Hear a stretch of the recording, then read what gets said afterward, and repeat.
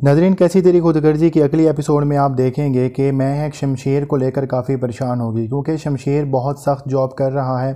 उसकी जॉब पर उसे काफ़ी ज़्यादा मेहनत करनी पड़ती है, जिसकी वजह से उसकी सेहत भी बहुत ज़्यादा गिर जाएगी और जिस वजह से महक शमशेर को कहेगी कि तुम्हें इतनी मुश्किलें झेलने की ज़रूरत नहीं है। महक को कहीं ना कहीं लगता है कि शमशेर उसकी वजह से ये सारी मुसीबतें झेल रहा है, इसलिए वो शमशेर को कहेगी कि इस जॉब के अलावा कोई और जॉब ढूंढ लो, ये जॉब बहुत सख्त है। लेकिन शमशेर उसको जवाब देगा कि दुनिया में कोई भी काम सख्त या आसान नहीं होता, हमारी सोच ही उसे सख्त या आसान बनाती है और मैं इसी जॉब को कंटिन्यू करूंगा जब तक कोई और अच्छी जॉब नहीं मिल जाती।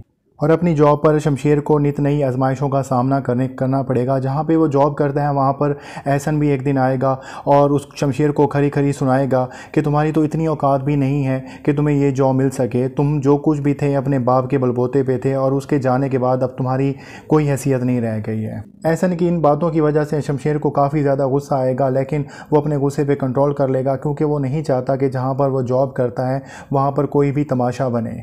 लेकिन एहसन के जाने के बाद शमशेर अपने बॉस के पूछने पर अपने बॉस को बता देगा कि वो किसका बेटा है और वो ये सारी मुश्किलात इसलिए झेल रहा है क्योंकि वो अपनी मर्ज़ी से ज़िंदगी गुजारना चाहता है और उसने अपनी ज़िंदगी में मोहब्बत की है और मोहब्बत की वजह से उसको ये सारी सज़ा मिल रही है।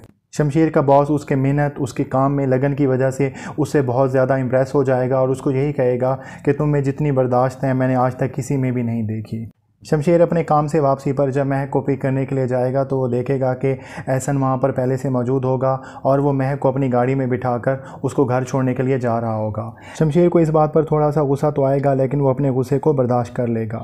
महक को वापस छोड़ते हुए एहसन महक को बताएगा कि उसे पता है कि शमशेर कैसी जॉब करता है और जब वो महक को बता रहा होगा ये सारी बात तो उसके लहजे में खुशी का आंसर नुमायाँ होगा। ये बात महक को बहुत बुरी लगेगी और वो एहसन को बता देगी कि वो अपने हस्बैंड के ख़िलाफ़ कोई भी बात सुनना पसंद नहीं करती। और आप ये भी देखेंगे कि एहसन जब महक को अपने घर की बजाय महक के माँ बाप के घर पर छोड़ने के लिए जाएगा तो उसको गाड़ी से उतरते हुए निदा देख लेगी। निदा ये सोचेगी कि अभी तक एहसन ने उसकी बहन को नहीं बुलाया है और वो उससे अभी तक मोहब्बत करता है।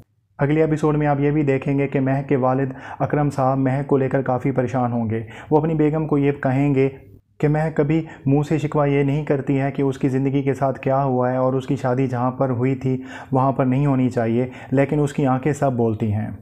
महक के वालिद इस बात पर बहुत ज़्यादा शर्मिंदा होंगे कि महक की शादी शमशेर से नहीं होनी चाहिए थी, लेकिन इस बात पर उसकी बेगम उसको समझाएंगी कि अब शमशेर बिल्कुल वैसा नहीं रहा और शमशेर काफ़ी बदल चुका है।